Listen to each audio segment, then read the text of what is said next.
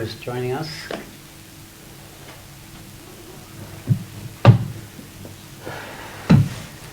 I'll just give it a minute. Did you get your map, Sat Shree? Oh, where is it? I put them out here for you. All right, let me go and set myself up with my mic.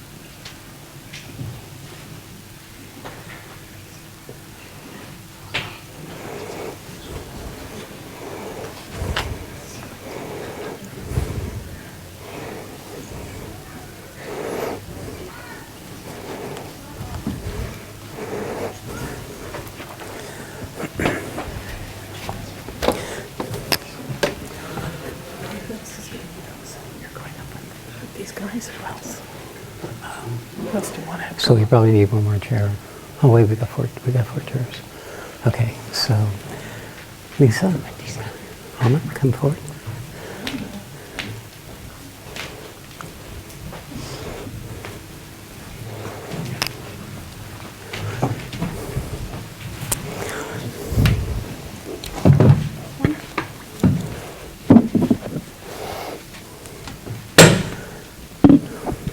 Here, Lisa, I'd like you to sit here.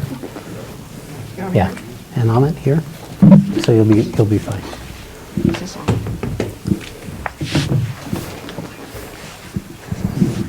So we're making this up as we go, if you can't tell. So I just want to welcome you all. Welcome, welcome, welcome. Welcome.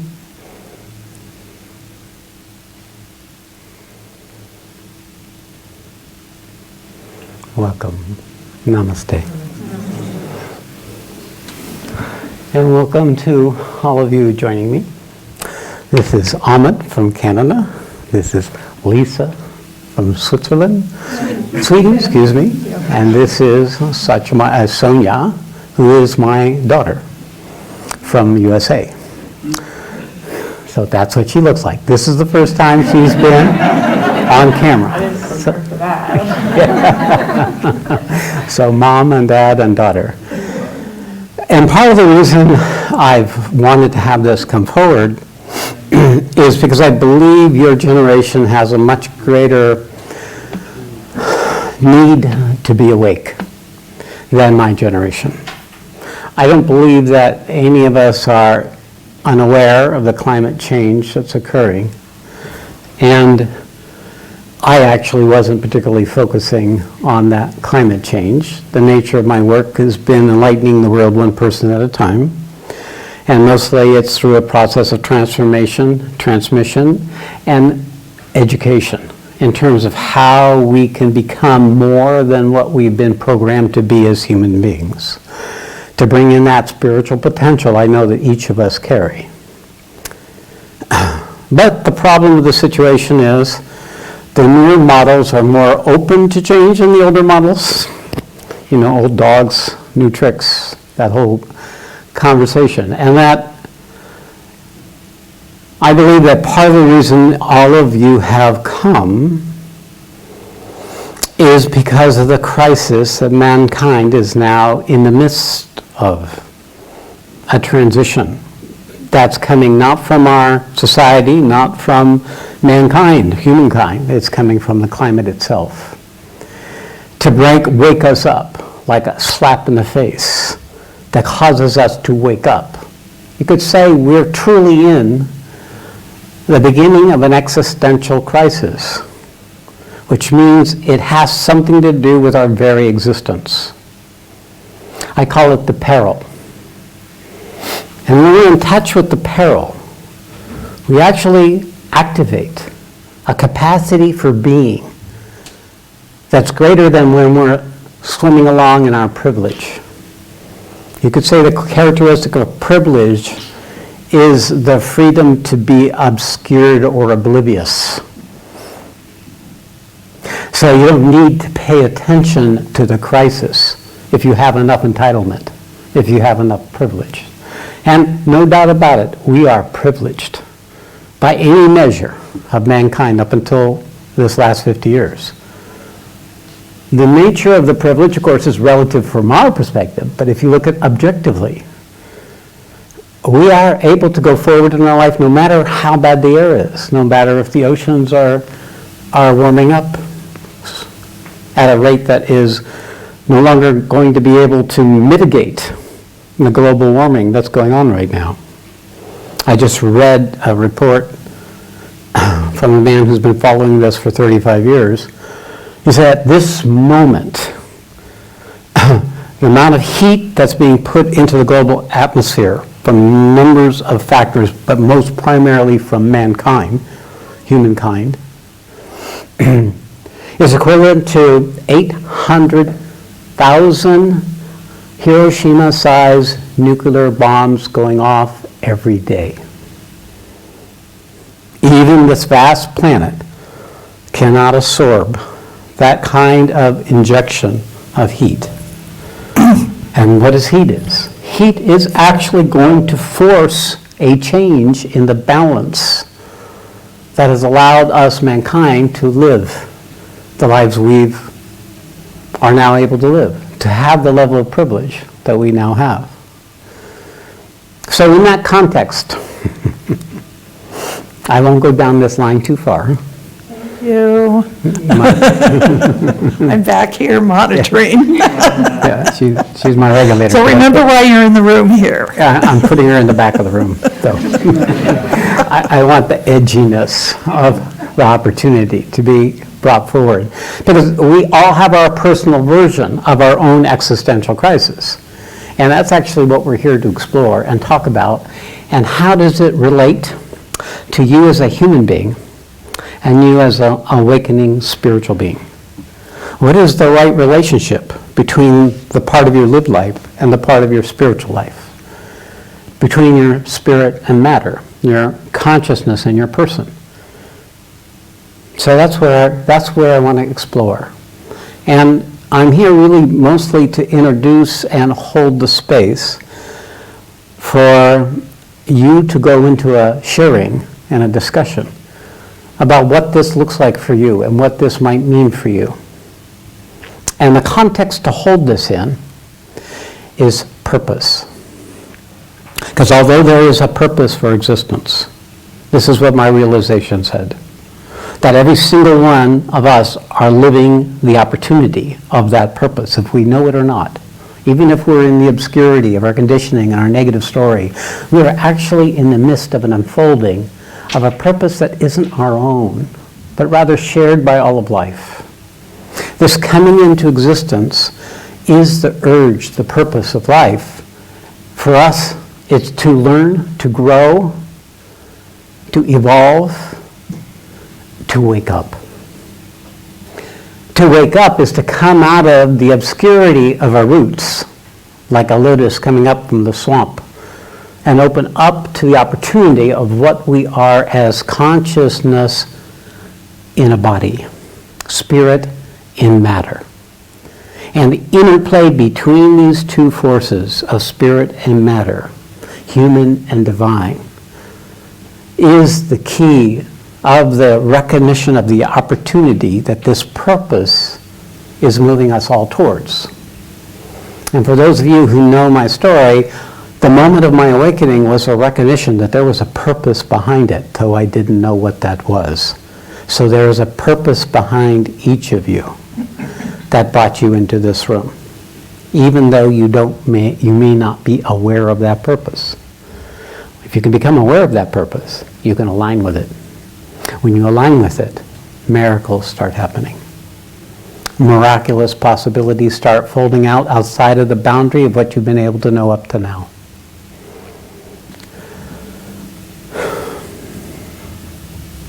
Okay, that's the context. Now we have quite a few people in the room, but we've got 2 hours. I'm wondering if we can open windows or something, because it's going to get warm in here. Yeah. Yeah, okay. You're early, you're a canary in the cage.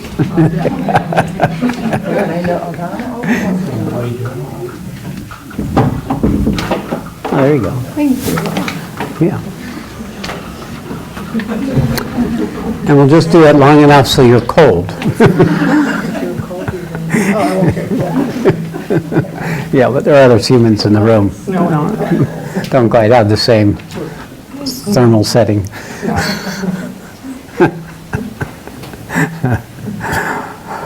All right, so maybe what we can do is just do a quick check-in so you can each introduce yourselves.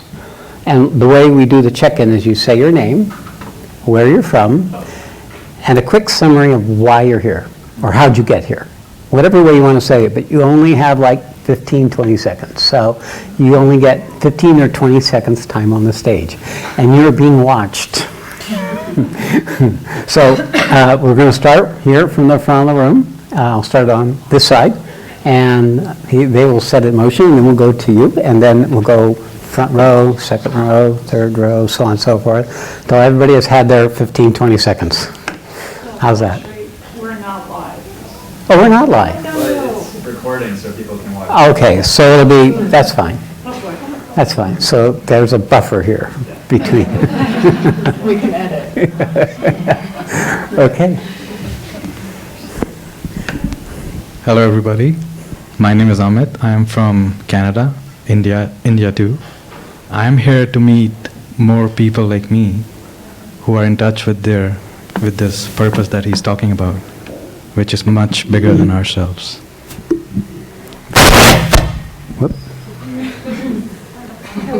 Oh, you have your own. Very good. Hang on to it. That's Oh, right. this will go into the audience. That's why, Rebel. Yeah. So I keep this one. Yeah. Yes. Is it on? Yes. Yeah. So my name is Lisa and I live in Sweden. I am here because the work with Sat Shree has showed me my purpose and that I was asked to come to talk to all of you about it. I am Sonia Prajak. I'm his daughter. So I've been on this journey since I was 2 in various stages of terror and joy. And I was asked to participate, and also because I want to participate and share my experience with other people like myself and make connections. Very good. Why don't we take that other microphone and pass it on to that? No, you stay, hang on with that one. We'll use that for here. My name is Lisa. I'm from the Netherlands, and I'm here because I did the Gita study group here at the New Yoga School. And I'm very happy to meet other people who are having similar experiences and to share about our revelations. And yeah. Beautiful. Perfect. Thank you, Lisa. Hello, I'm Wendy, living in Amsterdam from the Netherlands. I'm here because I also did the Bhagavad Gita study group. I'm sitting silent every day for 45 minutes, and it changed a lot in my life. So I'm very happy about that, and I want to meet all the people Beautiful. in the same Welcome. journey. Thank you. Hello, my name is Chris, and I'm from Amsterdam as well. And I also did the Gita study here. And what brought me here, just curiosity about purpose. And quite some resistance as well. Oh, so congratulations. The resistance Thank you. didn't stop. It wasn't successful enough to stop you from coming here. No, so thank you. Very good. Thank you. My name is Marloes, and I'm from Amsterdam as well. And same as Chris, I guess, mostly curiosity. And curious to hear also how others balance spiritual and life. And spiritual life. Yeah. I mean, human life. Yeah. Yeah. Very good. Thank you. My name is Nina. I'm also from Amsterdam and also did the Gita group. And I'm here, I think, because I finally found also this group and this whole process, finding words for, I think, a We're sort getting of... some echo, I believe. Okay, go ahead. I don't know, I've had so many questions my whole life, and finally I'm getting some answers. All right, I think that's very why I'm good. here. So, Thank you. Thank you. I'm Susanna. I'm from Amsterdam as well, and I'm here because I have no other choice. It's the most important for me, and right now I'm just trying to figure out, as you say, how to be in this world with the spiritual at the same time. Yes, very good. Thank you. My name is Josine. I also live in Amsterdam. And why I'm here is because I'm so aware of the peril. I can physically feel it, and it's intense. My life collapsed over the last year, and now I'm I'm figuring out how to, although I'm aware of the bigger purpose, what my human purpose is, and how to live a human life. So, that's why I'm here today. Very good. Yeah, Thank very you. grateful to be here. Yeah. Good to see you, Josie. Hello, my name is Ernestine from Utrecht. I met you last year, very grateful, via Cyband. I'm here because there's always more to explore and to be, I Very feel. good. Thank you. Hi, my name is Marike, and I'm here not just for myself, but as one of the owners of the yoga studio. We see so many young people coming in. We're just really blessed that we can facilitate and help to serve this workshop, and hopefully more of that will follow. My name is Sijbrand, and I'm here to create a space for mostly those who did the Bhagavad Gita, because we send out the invitation to the ones who did the Bhagavad Gita study course. And it feels like I'm surrounded with my children or somehow. I'm 42, so... Yeah, you cross the threshold. Yeah. So, and we came up with this because it's so clear that so many young and beautiful people are waking up in a real way. And it's said before, but to balance that longing and aspiration for spirit, but also alive as a human being in the world of matter. And it's good to bring that in this context. Yeah, very good. My name is Marit, and I've been following this path with you for already 2 years now. And this afternoon, I'm especially here. Well, I saw it on Facebook, and then it was just like, I'm going to be there. And especially because I'm also still figuring out along the way, it's an ongoing process in finding the spiritual unfolding, but also the human unfolding, and how to integrate those two in this life. Yeah. Very good. Thank you. My name is Marlieke. I did the study group as well, and I'm not really sure why I'm here, but this morning I realized that I had to go, so perfect. That's why. You're yet to discover why you're here. I'm Boris from Amsterdam, and in an ever increasing speed I'm discovering life and myself. And I want to connect deeper with myself and with others, and this has brought me here now. Beautiful. Thank you. I'm Monique from Amsterdam. I don't know, since I started the Gita study group, so much has changed, so I keep coming back. My name is Marijke, and I'm here because you're here.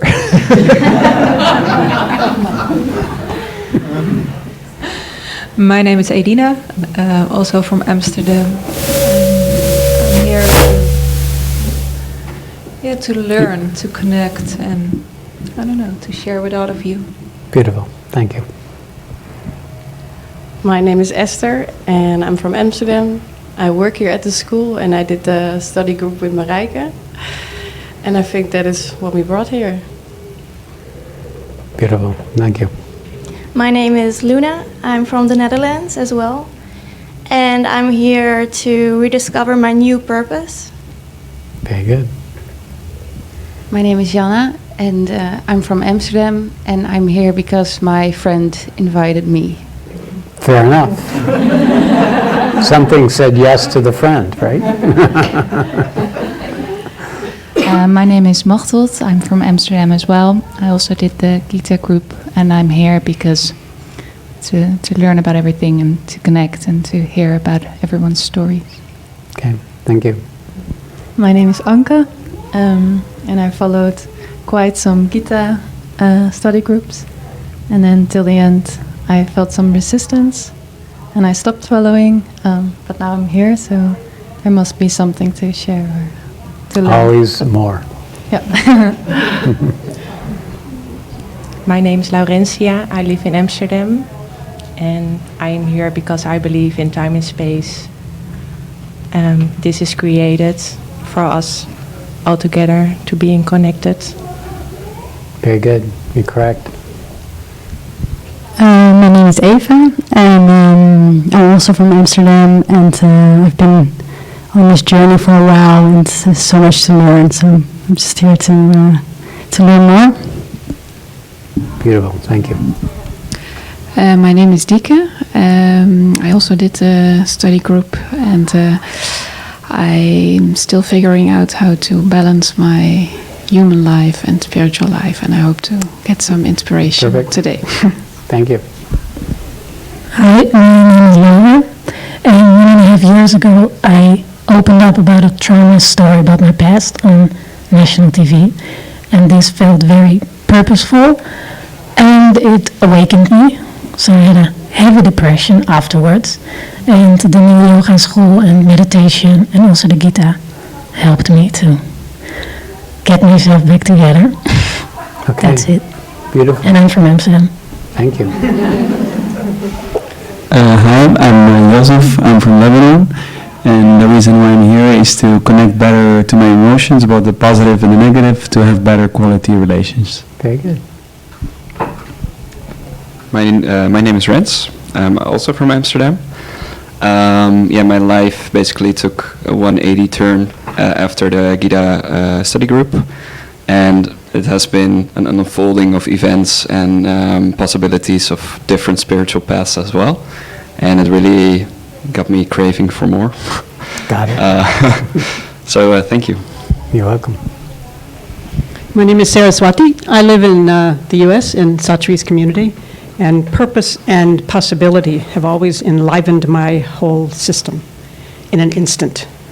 And I'm here with him to serve that. Thank you. Hi, I'm Monique. I come from Amsterdam. I work with Johan, Sijbrand and Marijke, Esther and Edina. That's my purpose in life, and so I'm here for that. Beautiful. My name is Kate. I also live in this city, and everything everybody has already said resonates. It's just all that, and probably more. In English, you call it ditto. Just repeat. Yeah, that. Thank you. My name is Catherine. I come from Colombia. I just think that I have to be here. I started my awakening a few years ago after burnout. And every time I feel more drawn to explore what is true in life and to really explore awareness and find more aware and aligned way of living. Perfect. Thank you. Perfect. Hope you may have blown out the speaker. We'll see. My name is Mandisa. Oh, we can hear you, Manisha. Yes. I'm from Amsterdam, and I guess I'm here to hear other people's stories on their journey so far, but also to exchange energy with like-minded people. It's beautiful. Thank you. Good to see you. My name is Jouke. Now look at that. Yeah. The being comes rising up, saying, yeah. It's beautiful. Just say where you're from. Amsterdam. I don't know how everyone can sit there without crying, you know. Yeah. It just doesn't stop for some reason. Yeah, that's what to look for, my friend. Is that kind of emotion, yeah. I'd like to find out how other people are living life and how to make a contribution and not just, you know. The perfect reason. I don't know what to say. That's good enough. You did. Thank you. Thank you. Hi, I'm Sat Shree, and I'm here because all of you are here. And this is probably the most exciting program we've done since Sat Shree started teaching. So, thank you. Hello, my name is Johan. I'm here because I feel such a strong connection with Sat Shree and Sat Shree and the beautiful community of New Dharma. And I'm here to support wherever I can New Dharma and grateful for all the beautiful connections. Beautiful. Thank you. Hey, look who's here. Who said that? I'm Satya Priya, and I live with the New Dharma community, United States. And I'm here to be with you all. That's good. Let's pass it to the back. Yeah. My name is Anoop. I also live in the New Dharma community in Washoe Valley. I'm here right now on this European tour to do Divine Grace. It's as simple as that. And to serve the purpose. Very good. Thank you, Anoop. Much gratitude. My name is Scott. I too live at the Washoe community. And I am here because I'm very fortunate to have completed most of my human life, and I am now dedicating the rest of my life to my spiritual practice through New Dharma. Thank you. I'm Sat Das. I live with Marika, in case you haven't heard the news.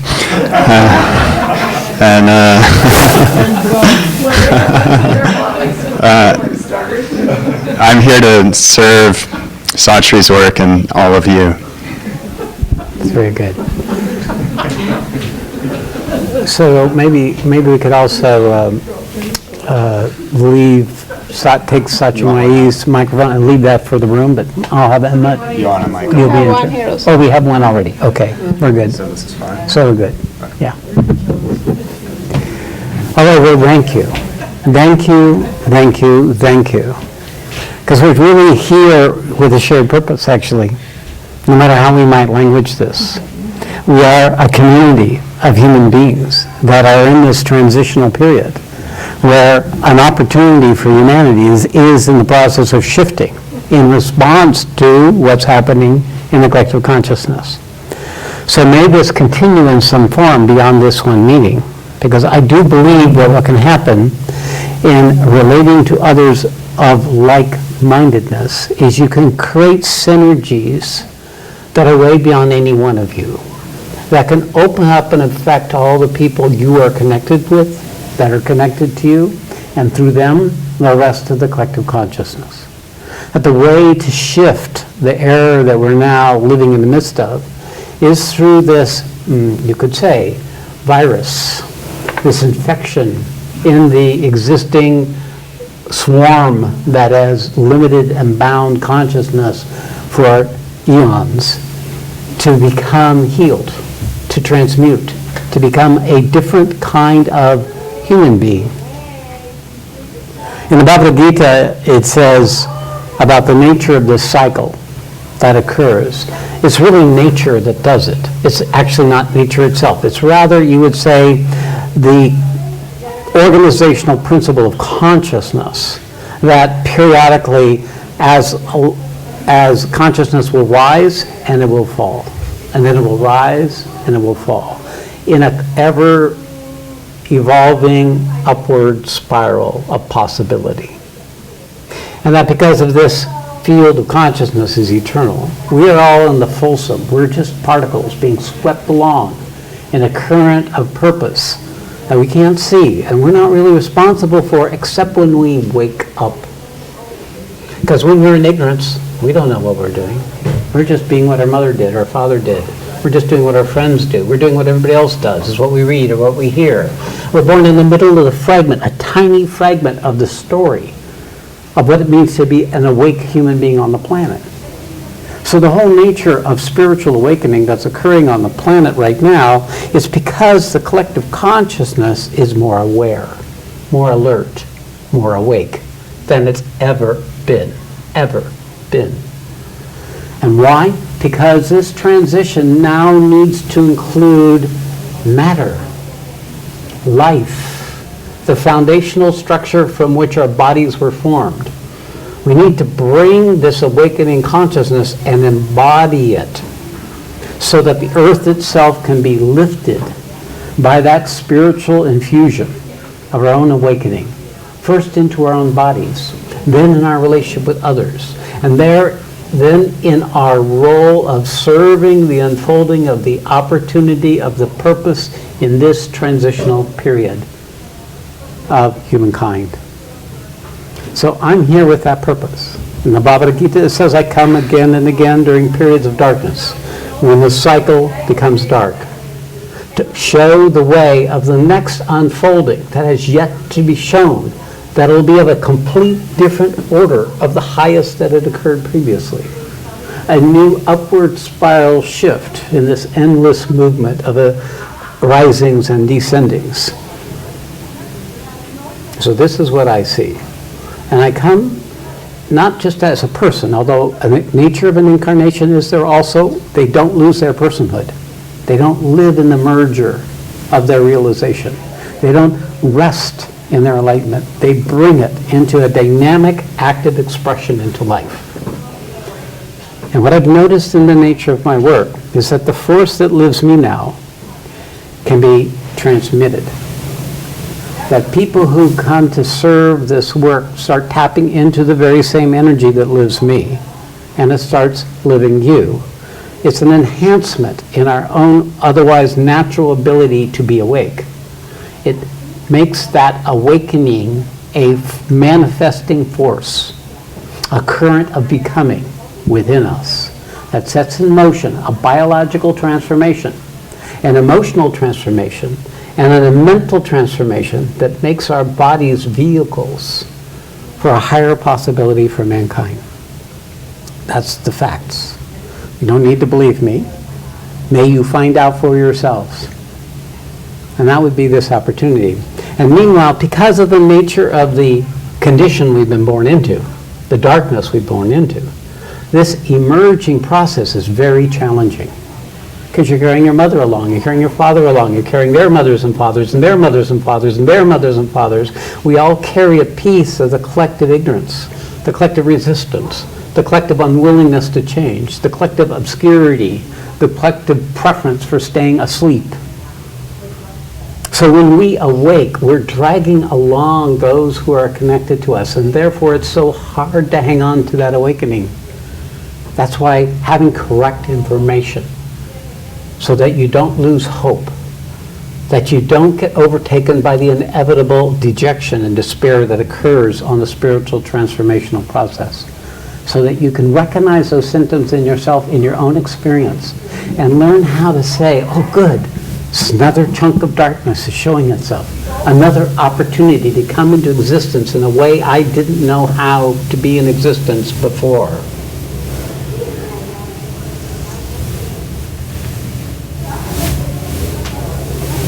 Okay, for me, this is a plain and obvious truth, and it's the only thing I speak about.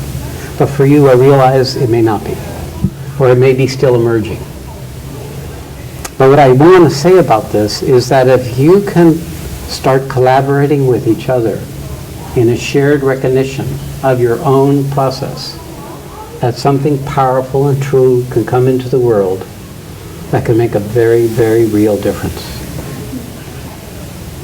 And that's the invitation. Okay. So I'm going to step down from that paradigm and down into like the person paradigm. Right? Down into the nature of, well, how does this translate for me?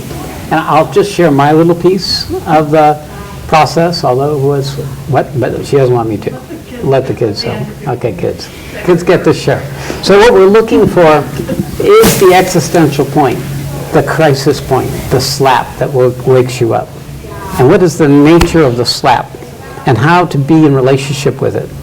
That point of where we recognize what we didn't know. That point where we wake up to what was previously there, but we were obscured to. So that's the examination. All of you will get an opportunity if we have enough time. And she wants me to stop now. The camera's on her too, right? So they can see the dynamics. There's a married couple. There's a married couple, and she knows more about it than anybody. Write a book on it. All right, so you want to know about the parents, ask the daughter, ask the children. Okay, so I open up to the three of you, and then we can open up to the room. So, Amit, why don't you start? So I'll share my experience of what he just said.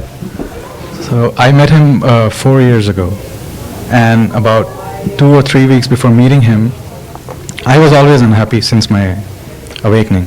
I never had any bliss or anything. But 2 weeks before meeting him, it went even worse. And I could not understand like why I was so unhappy, and there was this despair. I was making good money, everything was fine in my outer life, but I just didn't know. Then when I asked him on the first Skype call that, why am I so unhappy? What is happening? He said, because your inner life is not aligned with your outer life. That time I was like, what is he talking about? What do you mean by that? And then I happened to move to Warsaw for the next 3 years. And in that I saw, when I was in a group of people who are like-minded and share the same purpose and working towards the same goal, it nourished that part of me that was in despair, which was my soul. And if you are aligned with that purpose and you give your 100%, then trust me, there will come a time when you will find that purpose inside of you as your friend. It won't be like you're looking through a window. It would be like your best friend inside of you. And that time, it starts living you. And there's nothing in me, like, I can't tell you like how it feels, but I would want that to happen for each and every one of you. Because I was once in this place where it was unclear, and it's just a miracle. And now how it is for me, my outer life and inner life are like merged together, and there is no difference between when I go to work or I'm here. And it has given me the power to be in darkness and still not get overwhelmed by it. It is the most beautiful thing that can ever happen, and I can vouch for that. And all of you who have connection to that purpose in a strong way, if you are not aligned with it, then I would say that it's a life wasted. And that's my own experience. Very good. Thank you. Hello. Yes, I met Sat Shree 3 years ago, and I have been since I was a child, like probably many of you, aware of that there is a greater purpose, but I've not really been able to grasp it. And though I lived a life that was very, I come from had a safe childhood and a happy life in many ways. I'm a musician, so I was also able to work with what I really loved. But I always continued to have this sense of that there is something that I'm not getting. And I was also very aware of like the wonder of this world and of this existence, and how like the wonder of having a human body and being a human being.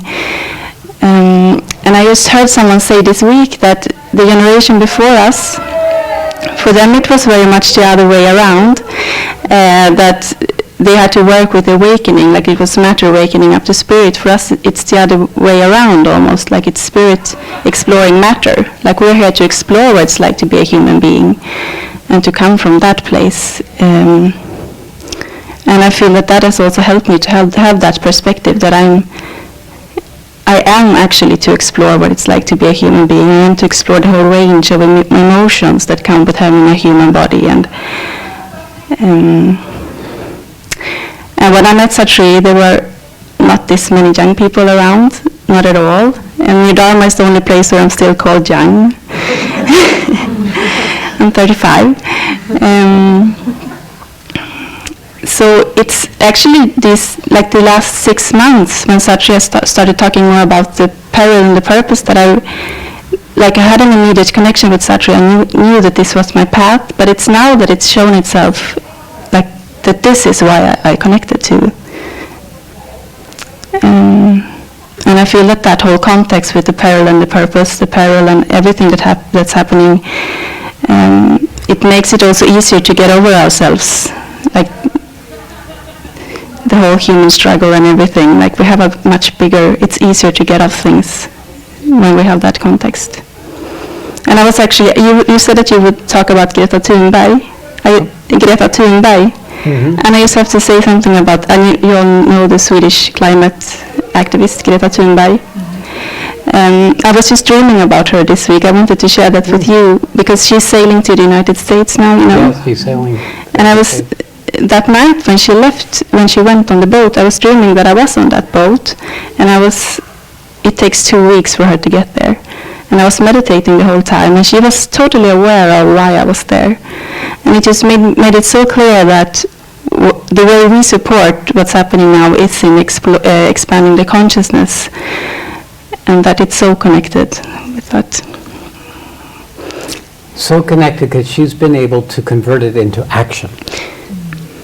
That the ability to take the awareness that was at first very traumatized when she recognized the global crisis at the age of 8, talk about awake, is that she went into despair, where, why should I live? What's the sense of existing?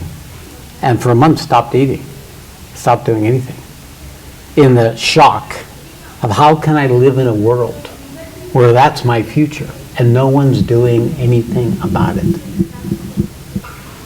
So what that did for her, instead of defeat her, it became the basis of, from a grounded place in her own experience, to come out of that personal trauma and to serve the world with a ruthlessness that is now needed to be spoken to those who are in the positions of power in the world that could make a difference about the current predicament. Now that's a dramatic symbol. She is a messenger, clear to me, knowing the nature of human beings. She is a channel for truth into this time that has a complete capacity to mobilize action, aligned proportional to the crisis we're in. Finding the purpose in that, of course, has to translate into your life, has to translate into you coming to terms sufficiently in your own knowing of yourself so that the right actions for you can be found. So it'll be different for each person. But we will be an inspiration, just like Lisa is an inspiration. For what it is, as Amma is an inspiration. For that which is the opportunity of this time for all of you. Thank you. Thank you.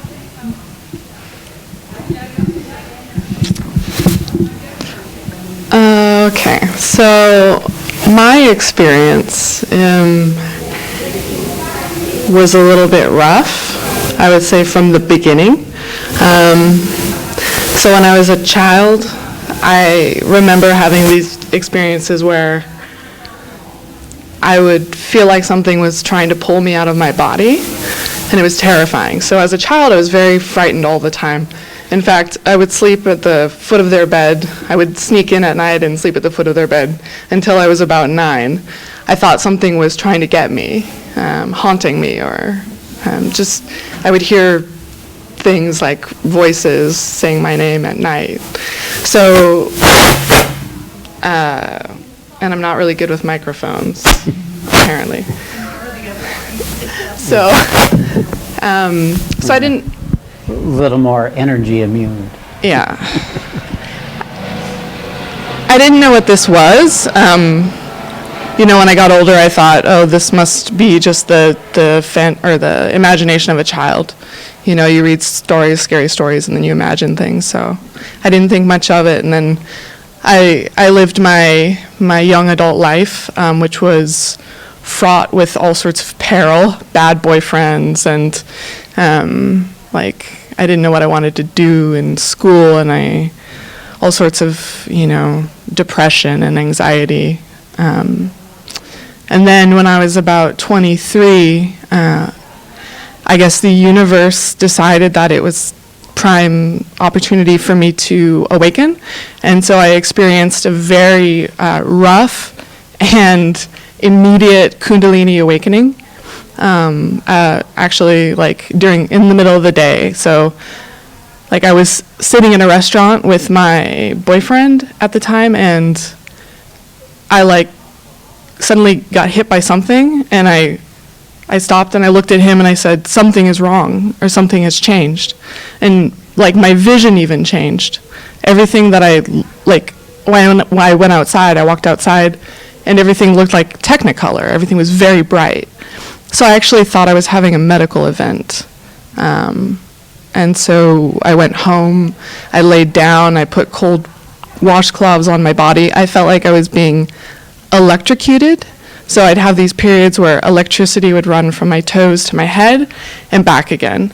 And I really wanted him to take me to the hospital, but he wouldn't. He just said, "No, you're having hypoglycemia or heat exhaustion or whatever." There was no real medical diagnosis. So this went on for a couple of days. I would just lie in bed and I felt like electricity kept shocking me. And then, so at the time I didn't have a yoga practice. I would occasionally meditate with my parents, but nothing solid. And then, so after this couple of days of feeling like I was being electrocuted in bed, I started to I got up and I just started doing yoga. So, I don't know, something drew me to yoga. So, just the physical yoga practice, I started trying to do that. And it seemed to calm the anxiety and this energetic feeling I was having. But still, for several days after, I was still convinced I was maybe dying. And so I called up Dad and I explained my symptoms and I really wanted to go to the emergency room. And he said, no, give it some time. Wait. And so I did, and then eventually we went on retreat together. So just the two of us for several days meditating. And my meditations were really great. We would sit and I would just go unconscious for a few hours. And it felt really good. The anxiety and the physical symptoms started to subside, but occasionally they would come back and I'd be very afraid of them. And he would, everybody was telling me, oh, you're having a Kundalini awakening. This is what it is. But for me, it was terrifying, and I didn't want it.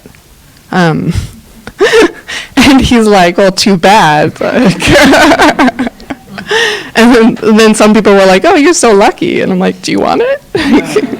Please take it from me.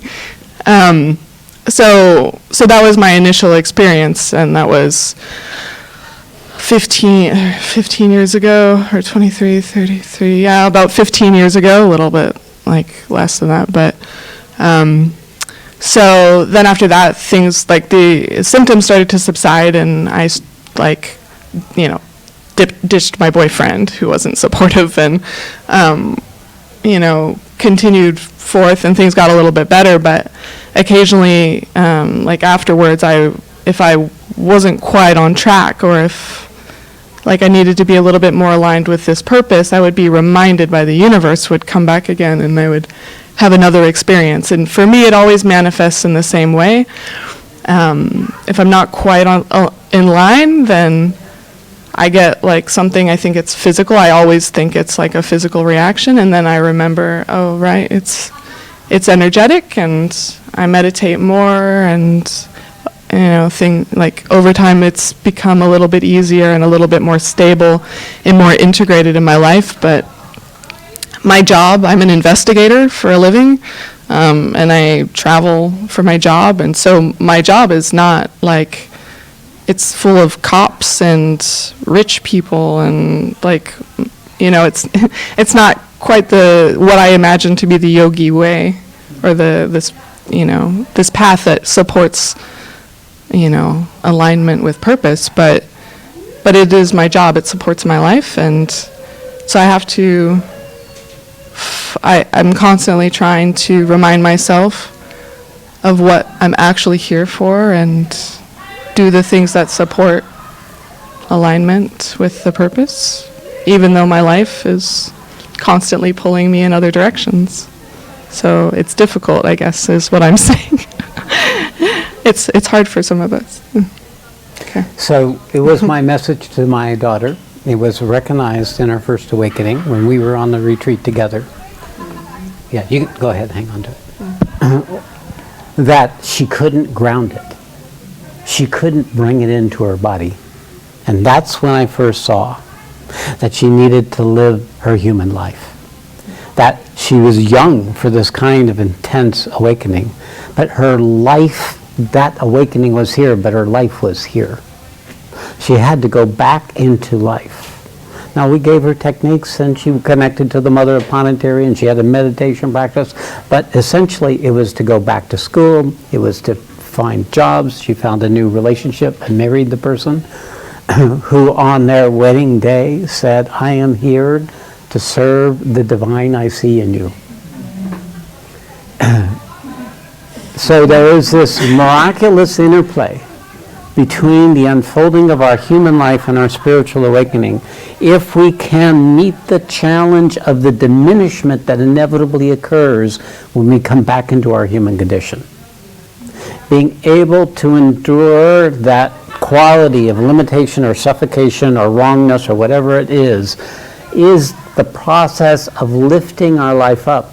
That's what it feels like as you lift your life up more in alignment with the truth of what you are, what you were born here to manifest.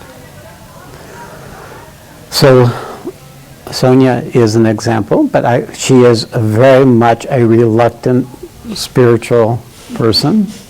It's only been in the last year and a half or 2 years that she's even been interested in participating with our work. So I've hooked her in bit by bit, including that her job took her to Tel Aviv and UK, and we paid for her to fly here. This is the first time she has publicly spoken of her experience. Yeah, it's true. So you got to see the debut of Sonia. All right. So now it's your turn. And the way we thought we would do this is just those of you who have something to share or would like to ask questions of anybody, including me, but I would really invite you to ask those who are up here with me, then you're free to do so. So all you need to do to go forward is just raise your hand, and we'll start with whichever one of you does that.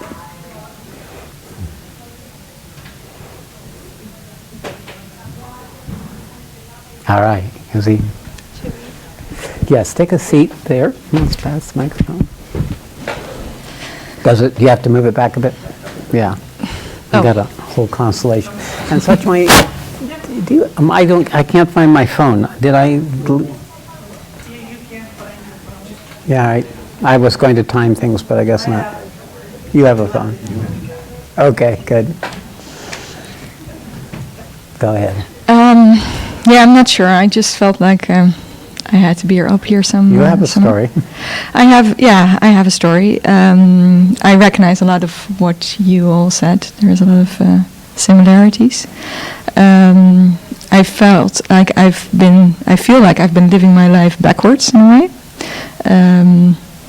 Although I try to live the human life, there was never much of an interest in partying and all that kind of stuff, and there was a really big awareness of injustice and like fighting for a good cause. You should share what you do. Yeah. Well, at the moment, I'm not really doing anything. I'm learning how to just be.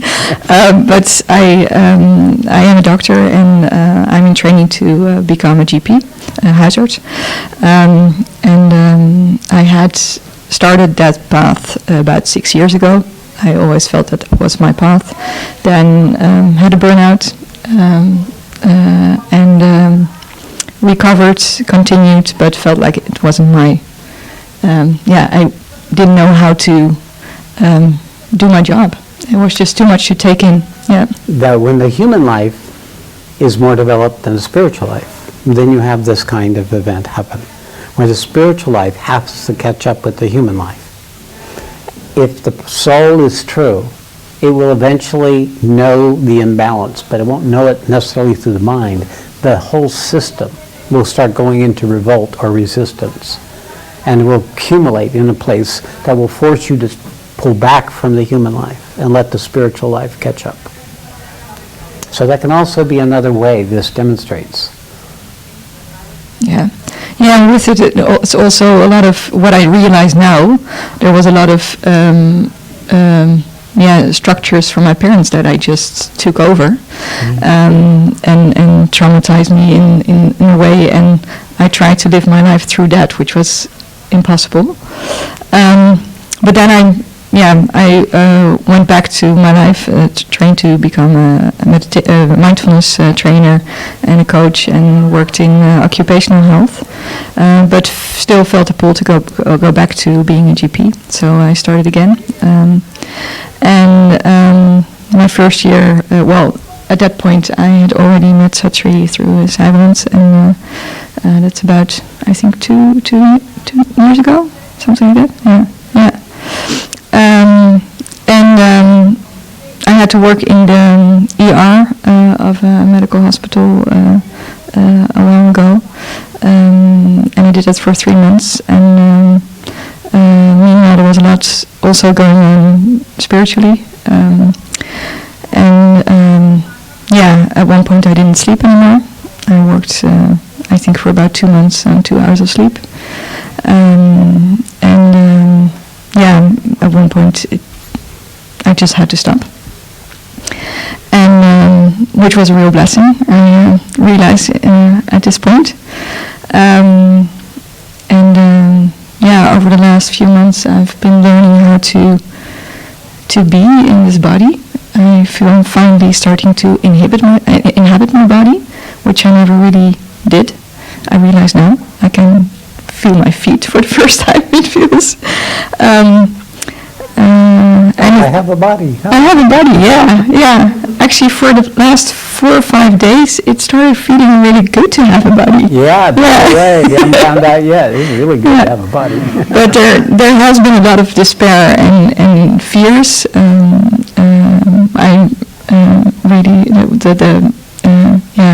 Entities visiting me in my sleep.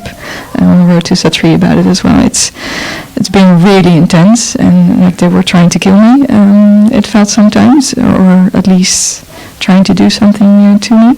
That happens because the ego in the subconscious level is afraid of the awakening. Because the ego itself loses its ability to control us when awakening happens, and it feels, if you're the ego, it feels like you're personally being threatened. So it can be quite traumatic in the awakening process. But if you understand, if you have this piece of information, it can help you not close down those moments of further awakening when they arise. And it's also that was in the end very helpful because it helped me to tap into a source of love even for that creature that I didn't realize I had access to. Well, I think what's maybe brought me up here most is my experience of the past week, which was it's been a bit of a roller coaster and a beautiful but messy process of healing over the last few months. But I had about 3 days of despair. I think it was just emptiness. But everything seemed pointless. I was very aware, and I think I've always been aware of, a sense of where this is heading and the universal trauma and suffering that might be part of it. Floods and viruses taking over, coming from the permafrost and everything, and heat, the hunger,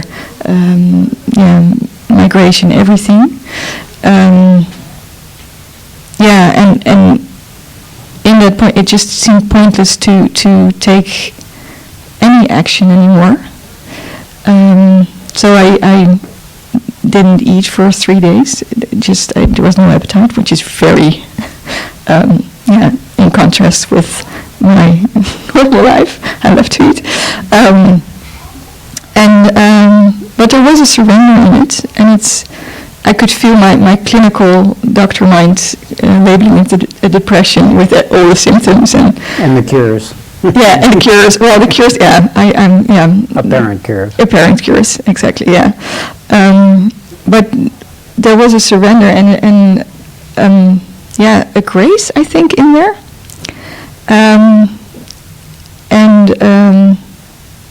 But also and that's what I'm figuring out now is because I've had a period of non-action over the last few months, how to translate that into action. Because it was very apparent in that moment that non-action wasn't the answer.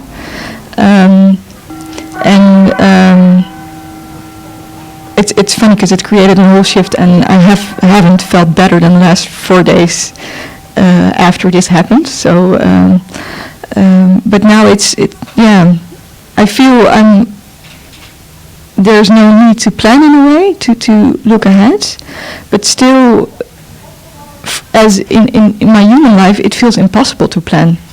Even the most basic things of where to live, thinking that this whole country might not exist in a few decades and just be the new Atlantis, I think, covered underwater. Right. Another buried city. Yeah. That's really... So is the question, how do I be with this, or how do I address this? Is that your question? Yeah, and also I felt so strong that I needed to become a doctor against my, that there's a force pushing me that way. To still be a doctor, yes. Yeah, but I'm unsure now. Mm-hmm. And also there's the thing with this new found embodiment. I also noticed how much my senses are there's so much coming in, smells and and I think that's also, it was always easier for me to feel other people's emotions than my own, and now that's become even stronger. I don't know how to be in that way as a doctor in the current system. It's good. I'd like to address that particularly. each one of us are unique. Each one of us have our own way of dealing with this imbalance between spirit and our lived human life.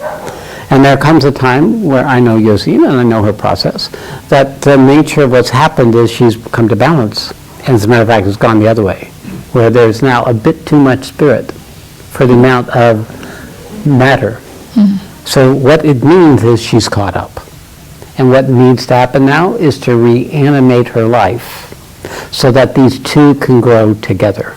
Because it won't be like it was before. The only way you can do this from the place you're in is to know that your purpose is to go back to your life.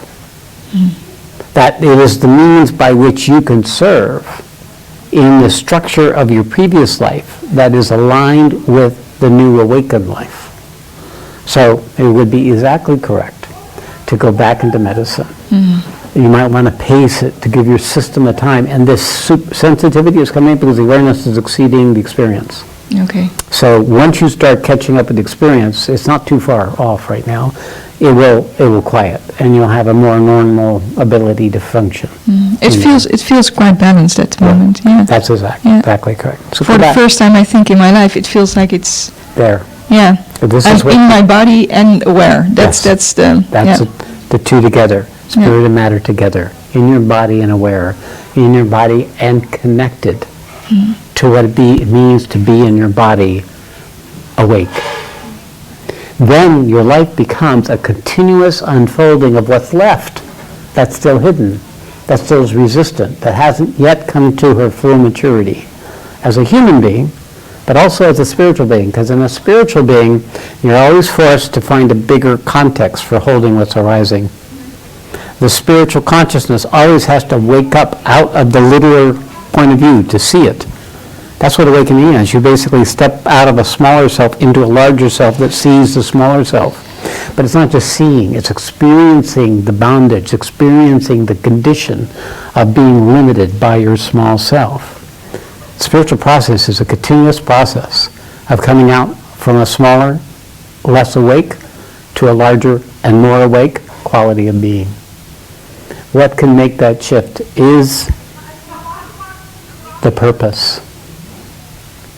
The purpose then makes it not personal. And when it's not so personal, you don't read into what's happening into you as much significance as you would if you take it all personally. That's just something that's arising. Is this what's showing up today? Who knows? Planetary aspects, the moon cycle, whatever. It doesn't make any difference. It's just not personal. And what you do is you take the needed action anyway. It's good to have necessary action as part of your life. A job, children, relationship, some kind of thing in the outer life that keeps forcing your spiritual awakening to come into life more fully. So it's a perfect demonstration. It's taken a while. Well, that's because the momentum was true, but it was left behind the reason you were here to serve that. So you're born with parents with that tradition and born into that capacity to act and function that level in the world at that high level, but she lost track of the purpose. The awakening allowed the two come into alignment. Perfect. Yeah, and the one thing I'm still also figuring out, because what I noticed, that's different forms of trauma, it's like with the big T and the little t, they just came up, and they're still, because I took over so much from patients, like a vicarious trauma, I think it's the English. Do I have to do something with that? Yes, you would probably learn how to balance your energy by grounding. Okay. Taking a few minutes in the day and grounding yourself and coming back to your own energy. But also because it keeps coming back I'm writing down my dreams to process it. Then don't write down your dreams. Okay. Just let them process. Yeah. Because now they can be worked out in the subtle world, but you don't have to work them out in the emotional body. Yeah, okay. Okay? Yeah, thank you so much. We'll Thank have you. to wrap up. Thank you. So every one of you is teaching each one of you. So anyone who wants to come forward, whatever be your story, we are going to limit it to 5 minutes so that as many people as possible have. I'll keep track. I have it up here. Oh, you keep track as well. But she loves timekeeping. Normally she thinks she's got the reins on the husband, right? Okay, yes, that feels good, I like it. He obeys my commands, yes. And I just have to learn to like it too. Okay. All right, so who's else? Yes, come forward.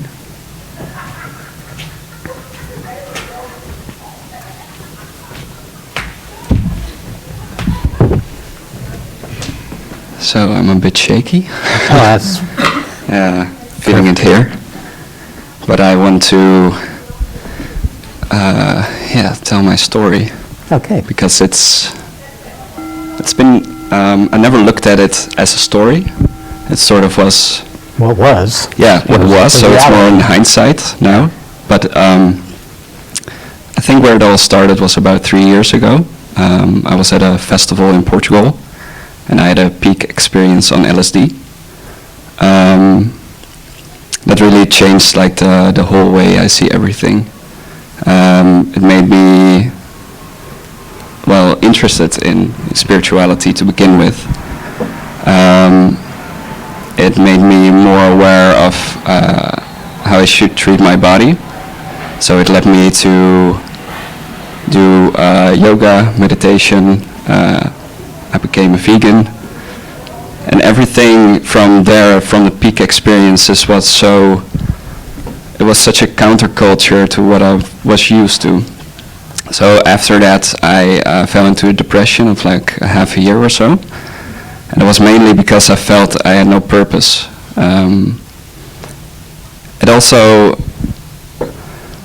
There was also this period of like half a year where I had to wait to do a new minor for my school to actually finish my school. Mm-hmm.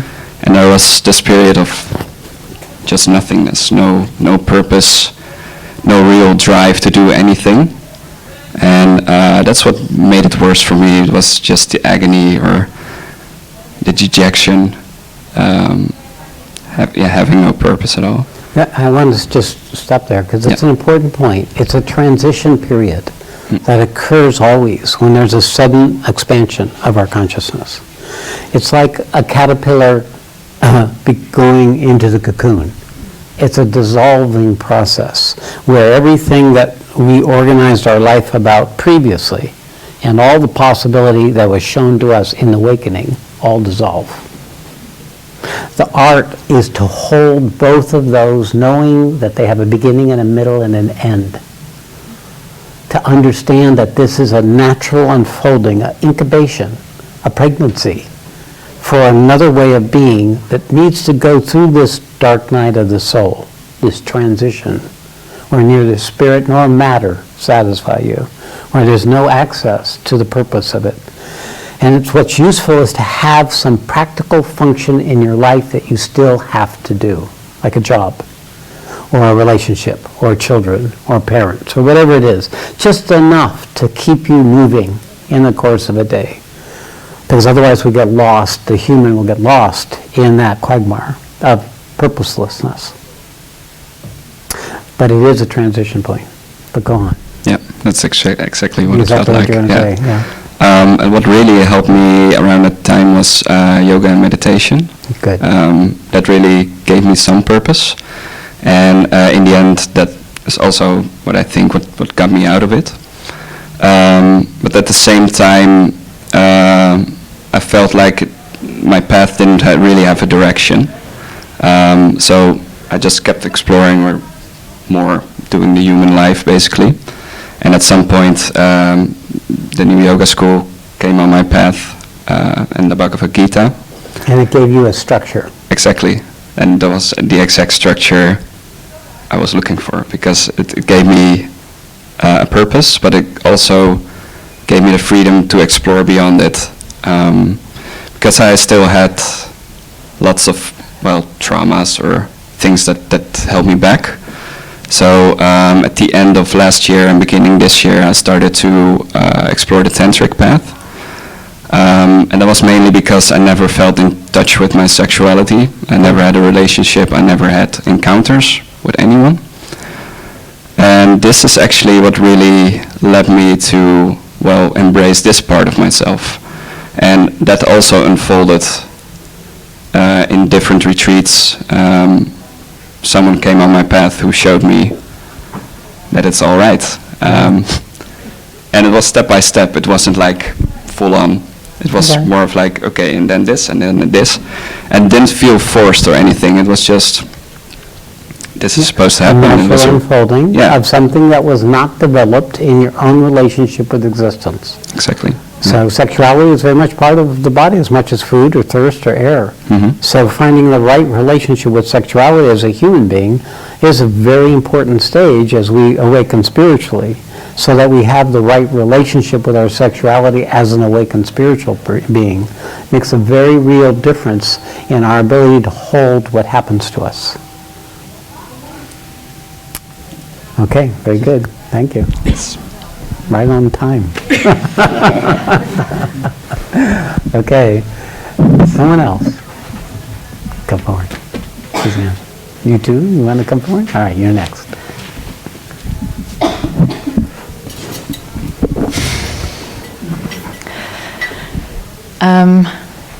So I actually think I would like to talk about the process that I'm in right now. So yes.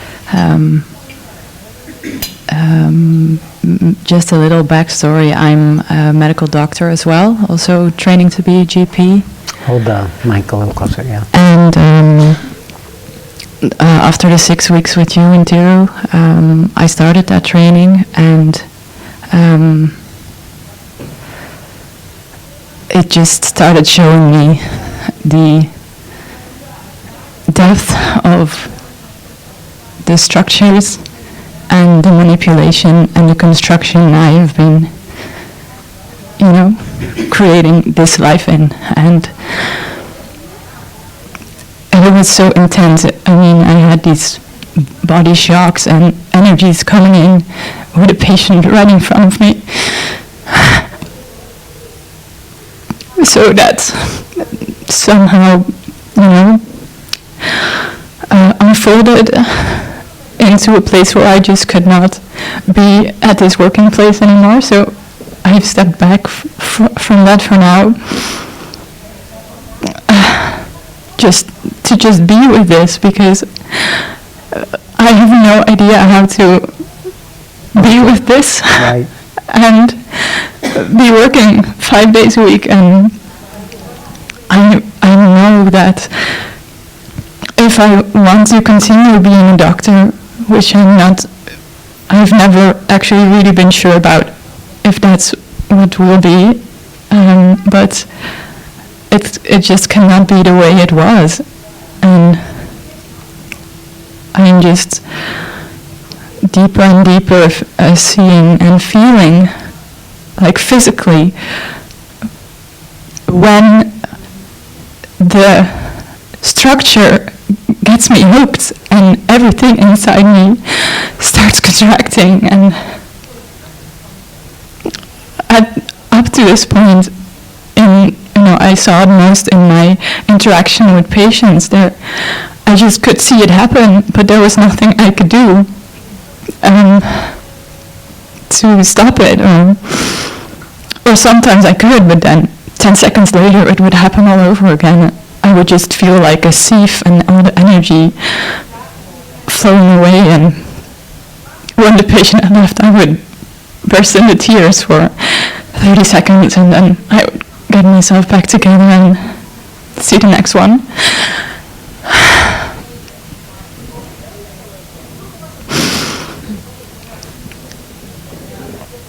But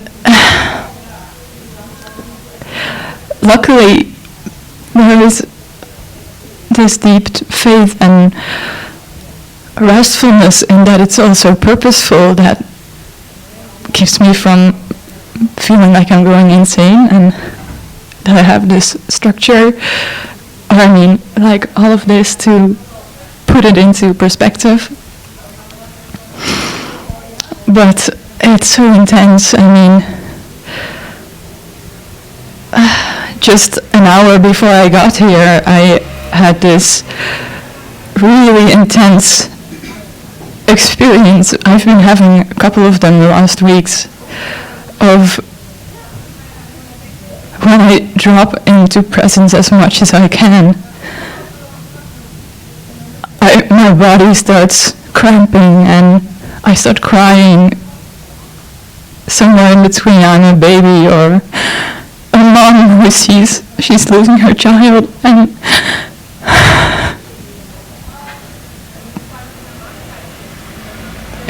it just feels like, I don't know, the best way I can describe it is if you know Harry Potter, that someone put a torture spell on me. And that goes on for like 30 minutes or so. And then it calms down, but up to now it keeps coming back, and I just try to be with it and let it play out, but I mean, I don't really know how to be with it or what to do with it, or if I should do anything or not, just let it be, or... Well, I'm glad you brought this forward. So we all can see where she is, right? You can feel into this particular transition she's in. This is not uncommon. Well, the only difference is proportional what our purpose is. How big the effect we're here to have on the world. The more we come to be useful to the world, the more it challenges us like this. Her ability to stay in the life in the midst of this very intense transformation is evidence of a strength that is developing in her as she continues to somehow show up, even though intense transformation is going on. But my advice to Suzanne is that she needs to take a break from her work. I have. Okay. I'm at home at the moment. Okay. Yeah. I mean, I couldn't. You're good. Yeah. Good. It sort of sorted that out for me. You are now... What happens to the caterpillar when it's the cocoon?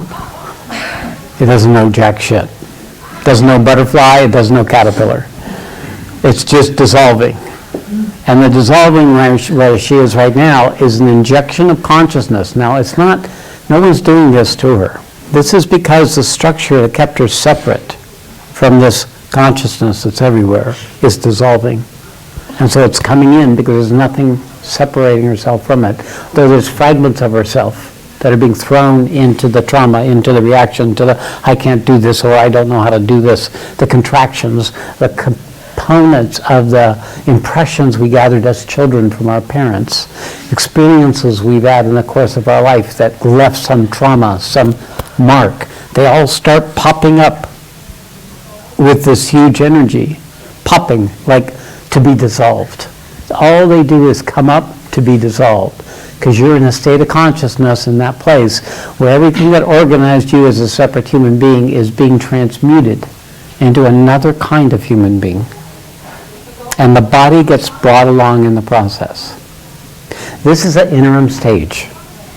This is making Susanna more capable of being able to be a manifesting channel for the force that is now living me and is now living other people who can open to this force and let it come in.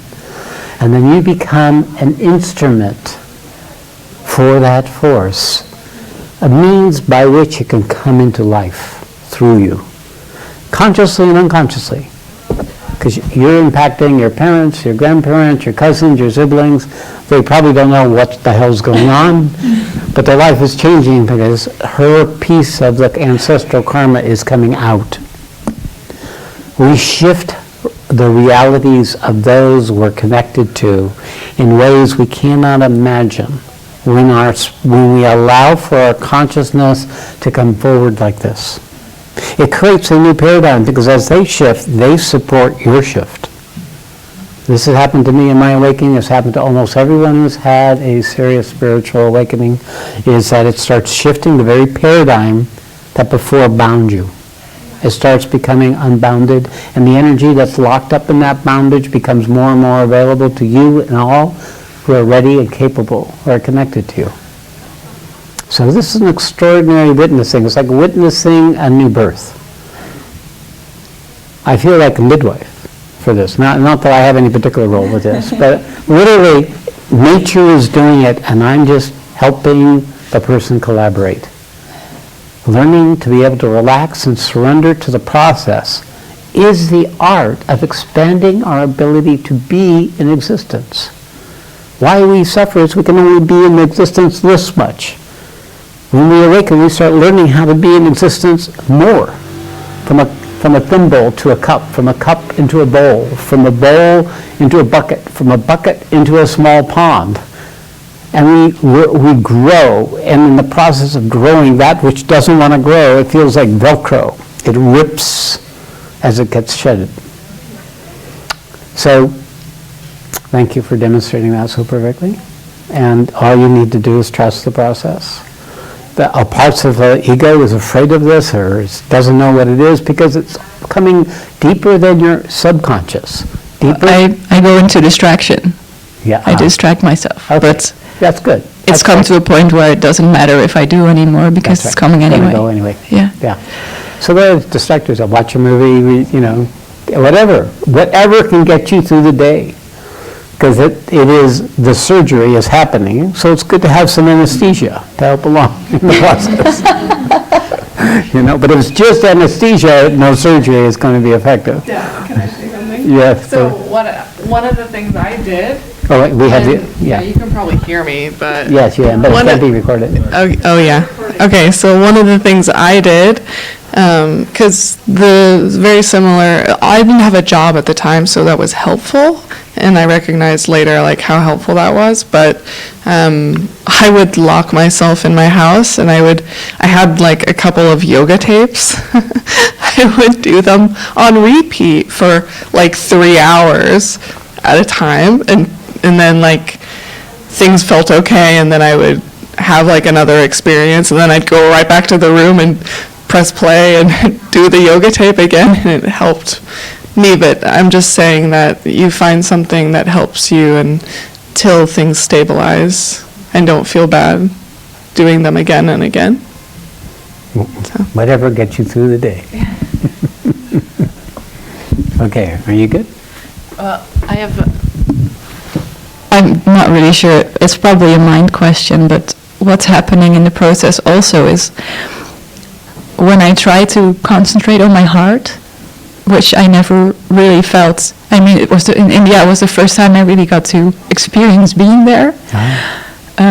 So now, sometimes I don't really put a lot of focus on it. But when I try to do it, I can never stay there because I get pulled away by my diaphragm, my belly that is being contracted like so bad, and I think it's a protection mechanism or something, but yeah. Would you have any advice on that, or just that it will? So the nature of the diaphragm is our ego, where we protect ourselves from unwanted experience, where we control our lives, she's a doctor, so she's training for a doctor, there's a lot of control. You look at doctors, they're a pretty controlled species. And what our heart is doing, it's opening to the whole world. And when the heart opens, the suffering in the world becomes yours.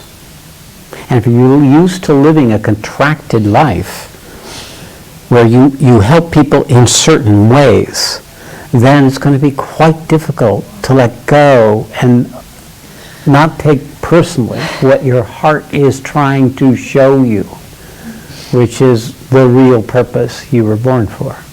It's overwhelming. Yes, it's going to certainly be overwhelming. This is the ocean trying to come into a cup. So it's only going to be able to take so much. And then the cup itself has to transmute in order for it to be held. And that process of the cup expanding its capacity feels just like this. Because why it stays a cup is because of the contraction, because of the resistance, because of the habit of our ego, because of our inherited patterns.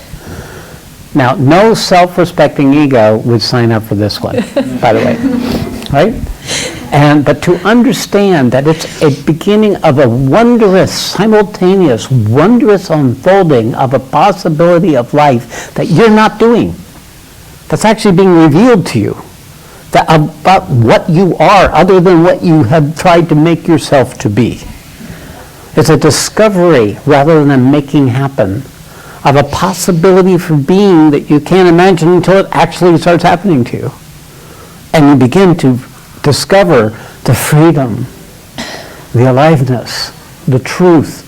It's best to know truth even amidst the pain than not to know truth. This willingness to be able to come into life more fully also expands our ability to love, to connect with, to be in relationship with, to know in ways other than we've been habituated to trust, to have faith. It's not about our own individual self-worth or confidence. It's a quality of knowing, a quality of what we are that in fact is not bound by our personality or our story or our individual life. And this is what it looks like, as you've been hearing other people share. The unfolding of that potentiality is the serious and true spirituality. And it's not something we do, it's not a training, it's something we learn to surrender to when it starts. So there you go. And when you're a young person, what's happening, because you all have come to the world with more awakeness than previous generations. So you're born into the predicament of the bondage, often with a much more trauma than other human beings in other times who were more veiled. So there is this painful entry into the condition of who your parents are and what they're pretending to be and versus who they really are and your circumstances and the world, and all of it's hurting the truth of what you are. So this learning to come into the person of you gives you a place to stand amidst that onslaught so that you can actually then take that awake part of you and start changing the world. Changing yourself, changing the people around you through a process of surrendering to a greater power, a greater capacity than you can know by yourself. Very good. Thank you.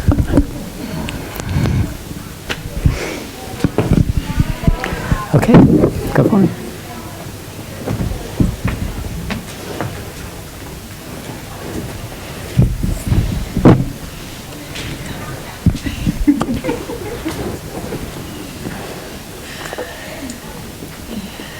Well, that was ready to happen.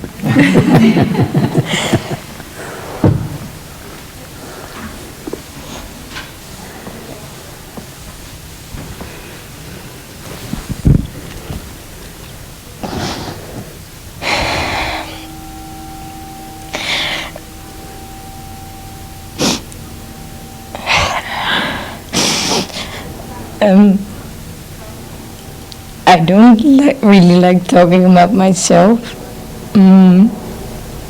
but some of the things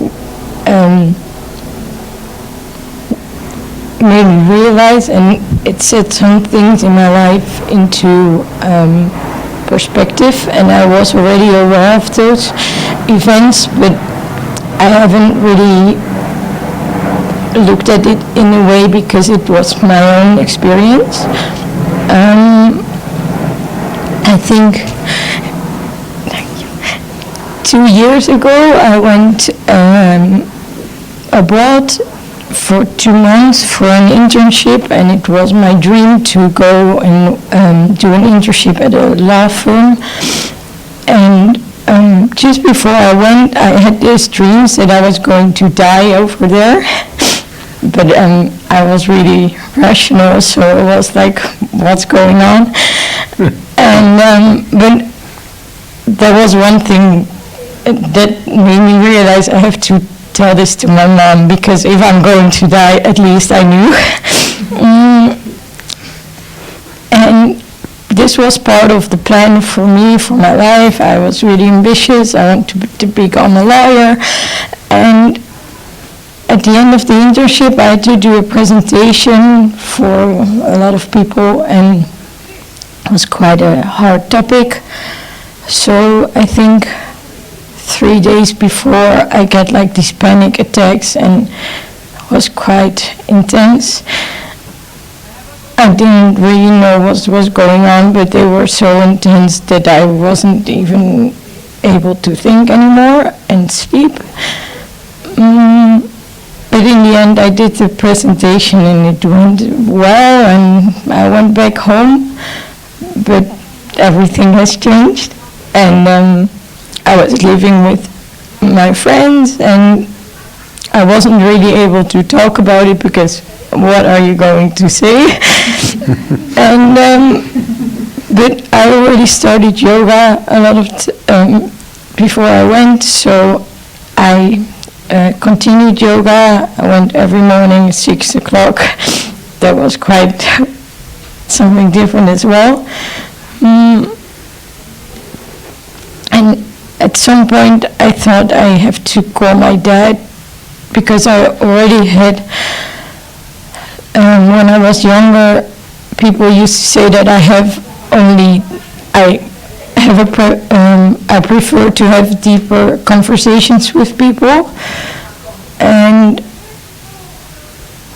somehow by people telling me that, it made me have a negative feeling about myself, that was weird. So I called my dad and I asked him, Dad, I know that there's so much more deeper and I'm not sure what to do with it.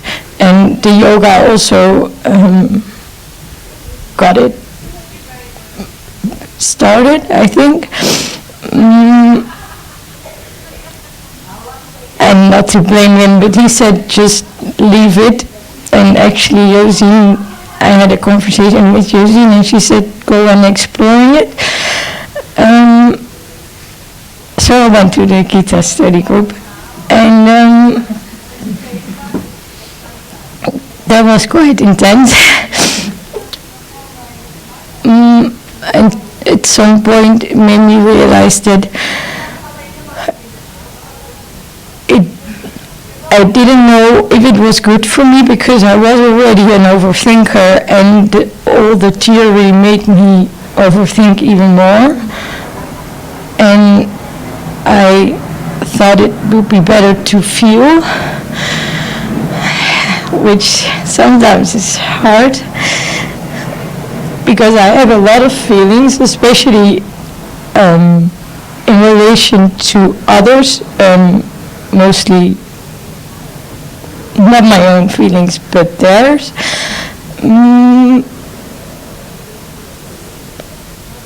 I don't know if my story still makes sense. No, it's good. It's perfect. Keep going. We're all getting it. And in my life, I got my degree, and then finally I started working for a bank. And everything went in that way, so it felt like it was in flow, but I always have the feeling that, why are you working there, and start doing something good. So the last couple of months I had some difficulties with that.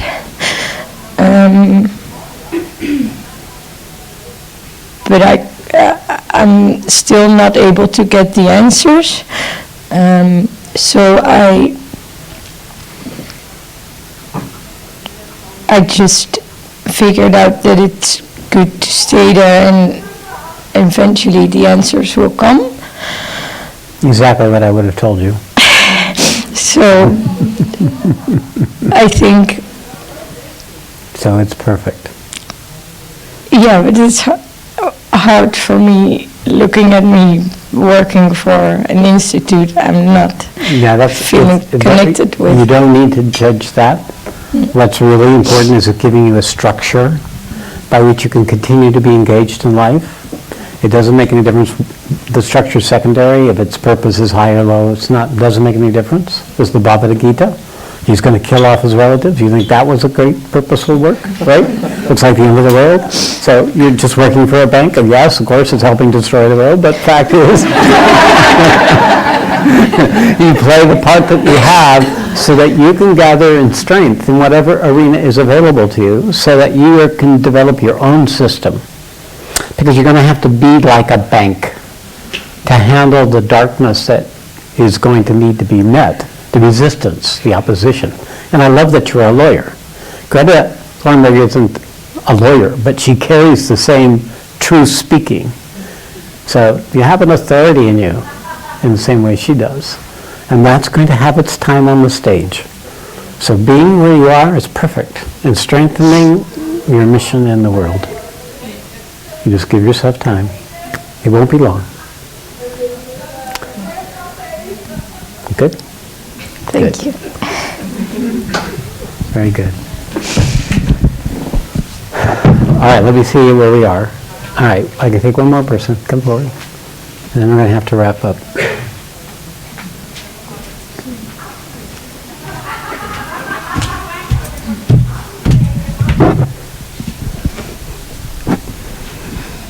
Thank you. Welcome. When he introduced himself, Hold the microphone up. Yes. it brought me to tears because it reminded me why I'm here. And that's because I feel like my inner life is not aligned with my outer life. And it's hard for me to stay patient in the process. Yeah, I think my awareness started 2 years ago when I had a burnout, which was one of the biggest blessings. Yeah, I honestly don't know what to say. I'm a bit nervous. It's okay. Whenever you step out of a sphere of familiar and you wake up, and that's what it feels like, nervous. So the ego just doesn't know how to keep waking up, that's all. So it's good. Just endure it calmly. Go forward. Sure. So I know all this awakening and all this process is necessary, and at some point it will make sense. But for me, it's a bit hard to accept it. I feel like I've been challenged since very early age, not having a father, and also not seeing my mom when I was a child for a few years, and then moving from countries, and yeah, not a lot of stability. Now I'm graduating as an economist.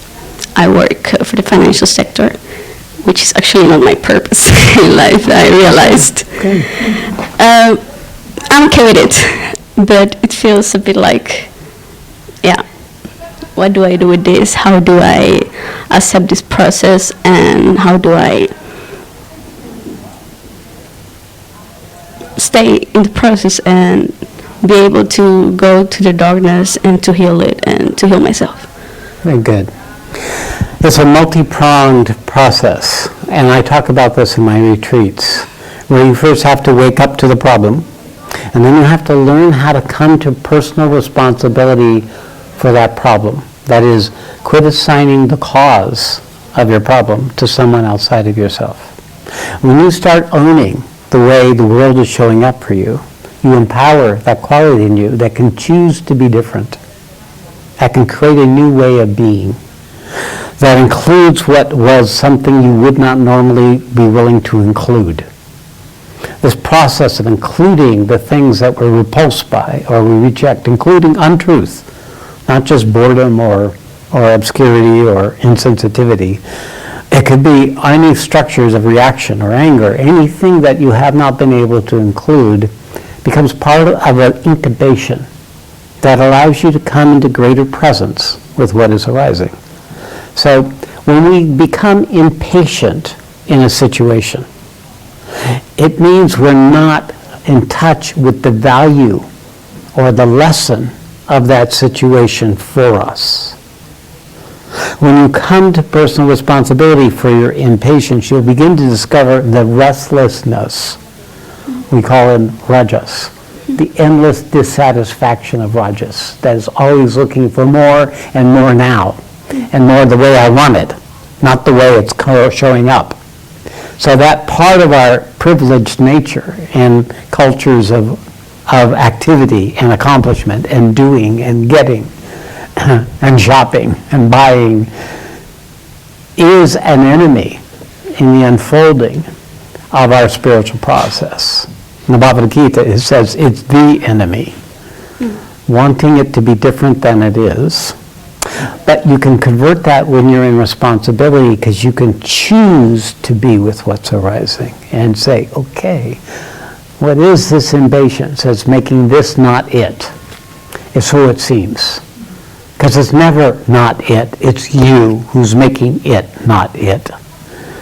So learning to claim that allows you to meet the lesson. And it's quite rich. If you're a true darkness eater, which I suspect you are, then the opportunity here is to take that part of the dissatisfaction or the unwantingness or the lack of value or whatever you may assign to it and use it as a way of meeting the resistance in you to what is arising. It's not that it isn't the right situation. It's not that what you're seeing isn't maybe relative truth, but it's your relationship with it is the opportunity. By shifting yourself, it will shift without you having to do anything. They'll fire you. You'll lose the job. Or you'll find someone will offer you something else. It'll come spontaneously. So the art is learning how to be where we are. That's the best I can say. Otherwise, the Bhagavad Gita study group, the Mother Book study group, the inquiry with others like yourself, as well as a regular daily meditation practice, 3/4 of an hour twice a day minimum. That will become the way by which your consciousness will stay clean for life, meeting life as it rises up. It'll allow you to be present with what it is that's arising in your life that previously you didn't know how to be present with. Perhaps wasn't even available to you. You didn't even know it was there. So that's how we do this work. One part, we meet the darkness. The other part, we keep the light strong. Two sides of the candle. Keep connecting to your being and keep meeting the ego and its resistance and its obscurity. And before you know it, you'll use up that candle. And that will be a whole nother paradigm for being. You'll be the flame. No candle can survive in what you'll become. So the nature of this is the unfolding. So you take what it is that's before you and choose that. Anup here, a very devout, Amit, sorry, I confused Anup and Amit. Amit here lives a very simple life. He doesn't do anything. He goes to work and he comes home, and goes to work and he comes home. And he is able to be in every moment of what's arising as a food that's strengthening his ability to manifest that possibility he carries into life. You heard him speak so effortlessly?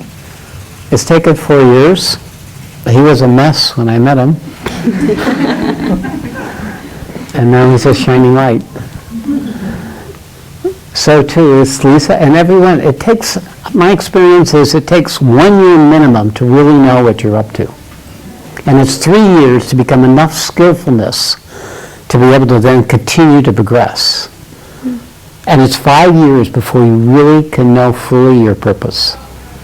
So this whole unfolding takes time. So you might as well be where you are. Because not being where you are isn't going to help you get there. That's what truth is. Keep coming to what's here already. Not to what you wish for or what you're afraid of. Okay, so I wanted to open up to my co-hosts here. Yeah. Is there anything else? Yeah. No? Very good, thank you. Yeah, I would like to say that I know it can be very hard and very challenging, and people who are here have seen me go through desolation. But if you stick with it long enough, stay on the boat, something very beautiful comes out of it. And don't miss this opportunity. And when things get really dark, I always used to remind myself that more potent the misery is, the bigger the purpose. And I always took heart in that. And of course, to be connected to somebody like him, because there were times, trust me, like, as they say, light at the end of the tunnel, I couldn't even see the tunnel. It was that dark. But seeing him reminded me where I was heading. And I never lost that faith. So, and now because I feel this purpose so strongly, I I want everybody to have that because it's really, really beautiful.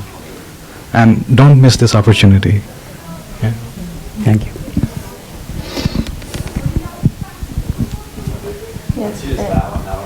I'll keep using this one, okay. So there's been a lot of like questions about the human, like the works that we do can seem so meaningless, and I have the sense of that. I mean, we're in this collective awakening. There's a collective dejection, and we're all preparing for our work. So, like just having those situations where we get to meet bigger and bigger energies. That's just see it as a preparation we're all going through right now, and to have that context for it all. And Sat Shree speaks about being a midwife. I've often felt that in this process that I am like a woman giving birth, and that sometimes I hear about women who was like halfway through, like, I don't want to be part of this, I gotta go home, but they can't because they're in the middle of it. And I felt that so many times, like, I wish I could just stop. Forget, yeah, but it's anyway going on, so it's best to just like let it happen. Very good, thank you. Yeah, and I guess all I would say is, like, I know the experience can feel terrifying at times, like terrifying and really inconvenient, but really, if you allow it to be what it is and find ways to make yourself more comfortable while it's going through its process, it will get better. It won't be that terrifying forever. That's all I would say. Thank you. Can I add something? Because it just feels Yeah, go on. Yeah. Go on. Oh, sorry. Yeah, what I feel, and it came up a couple of times, so I feel I have to say it, is the value of self-compassion and self-care in this process. That's, for me, that's been the big game changer.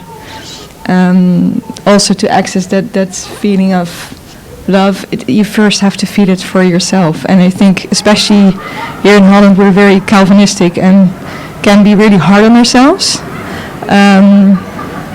To really take care of yourself during this process. And heal first before. That's also something I'm saying to myself. Heal first before you start healing others. Yeah. Very good. Yeah. So, yeah. It's good to learn to swim before you try to rescue someone drowning. Definitely. Very good. Thank you. All right. Well, there you have it.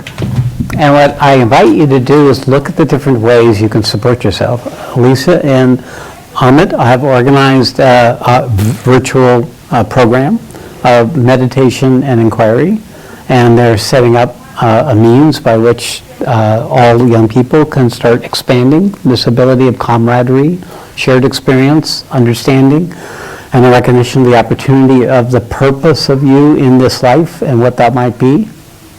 So I invite you to take part of that. Some of this will be on the website. And you can, our New Dharma website, or satshree.org, is a means by which you can see all the different programs and events that are going on. We're looking to integrate more of Europe in our website. Europe pretty much we've allowed run on its own, but we want to bring in that information to people all around the world. Did you want to come forward and talk on this? No, why don't you let either Lisa or Speak to that more. speak to that, yeah. Yes, Lisa, why don't you go forward? Yeah. Yes, so the idea of this really came from this. I felt, like I said, that when I came to New Dharma, there were so few young people there, and I really wished that there would be this, to be able to share this, both spiritual and human development. And so what we're going to do is a group online. It'll start in September, and we're going to use the Bhagavad Gita Revealed, which is Sat Shree's revelations on the Bhagavad Gita. So it's, and in that book is, in my experience, both an energetic, like it's a release of an energetic structure, and it's also like applied knowledge that we can apply to our lived lives and just meet, because that's my experience, that it doesn't really matter what we say, it's just that we actually come together in this shared purpose. Very good. Thank you. How much is it? Same? Okay, ditto. Ditto. Okay.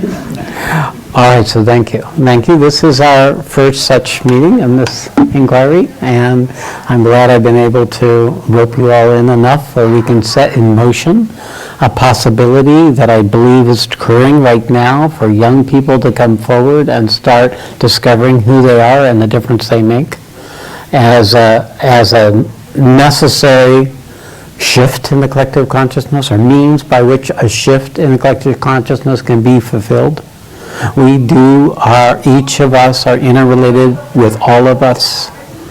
The choices we make affect the choices of everyone. We each have a piece to play in the mosaic of the unfolding of the opportunity of mankind. Coming forward aware of that you make that kind of difference can help you go beyond yourself in ways that you wouldn't otherwise know how. Yeah, I want to just speak really quickly. I think through the new yoga school group, no, I can do it from here. Okay. That we'd love to hear from you what you want also, what ideas you have to collaborate together, because I know Cybron and Marika and Johan are holding a huge space here, and there's something happening, it's clear. Just with how this has come forward. So I think we just need to also hear from you, because I think you're the ones that you're going to be holding the world. This is you're that. You're so much more than. I mean, we created a foundation, but you're building something on top of that. So we want to be able to support you in whatever way we can, but we need to hear from you. Beautiful. Thank you. Yes. Question? You can Yes. borrow my mic. It's already on, just speak to that. Well, I feel like if you ask me what I need, is I would like it to be more fun or less heavy, because I a bit have the feeling like it's all a bit heavy here inside. Well, I think, all the physical things that you feel, it's because you're getting more and more awesome, and it's super cool, and it's. Yeah, so that's something I would like to share. Yeah, because I saw you crying up front, but I think you're a freaking awesome person, and I think it's awesome what you're going through, and laugh about it, and feel, maybe it's my ego talking, but I think it's super cool. So they know it's super cool. Yeah. Even in the midst of it, you know it's super cool. You just aren't at that moment expressing the super cool part. But that's why I'm expressing it now. It's not like a judgment. It's just something I would like to add. It's hard to see. It's hard to see when you find people who feed on darkness to create nectar. How much pleasure there is in eating the darkness. It's developing an appetite for what everybody else runs away, which allows us to be a darkness eater. So a darkness eater is actually having fun processing the darkness because it brings you more fully in existence. It makes it more real. So the freedom of fun is found when we can get through the veils of darkness. And the freedom keeps growing, and the immediacy, and the joy, and the love. And this is, you could say it's the poison at the beginning for nectar at the end, as the Gita says. There's three kinds of happiness. There's the happiness in the beginning and poison at the end. And there is the poison at the beginning and happiness in the end. And then there's the poison at the beginning and poison at the end. And there's three different kinds of happiness. Tamas happiness, Rajas happiness, Sattvic happiness. Sattvic happiness is the interest in meeting the darkness for the nectar at the end. How can we address the issue that's structuring the rest of mankind? Needs a force larger than what has been the paradigm up to now. Fun will be the natural byproduct of living that way. But fun is fine, but fun itself is the enjoyment of being in its truth. And it will always be shaped by our ability to be, the capacity to be. That'll be the boundary. It'll stop when we become saturated. It'll be stop when that particular piece that was coming into existence is used up. But this, what we work with, brings us a unlimited capacity to be. So the fun is in the growing into a relationship with existence in ways that you have not yet discovered. Now may we all celebrate in that dance as we come into existence more and more fully. And this is how the work is done. And that's the nature of true spirituality, is our capacity to discover that which is still hidden, that which is still asleep, that which we don't know is in the way of a magnificent possibility of us being useful in existence. To be useful.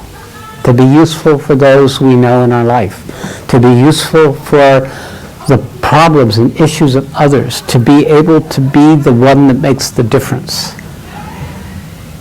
That comes from within, not from what we do outwardly. That is secondary. All right. So again, thank you. It's been wonderful. I think we have it. Why don't we just spend 5 minutes in a silent sitting?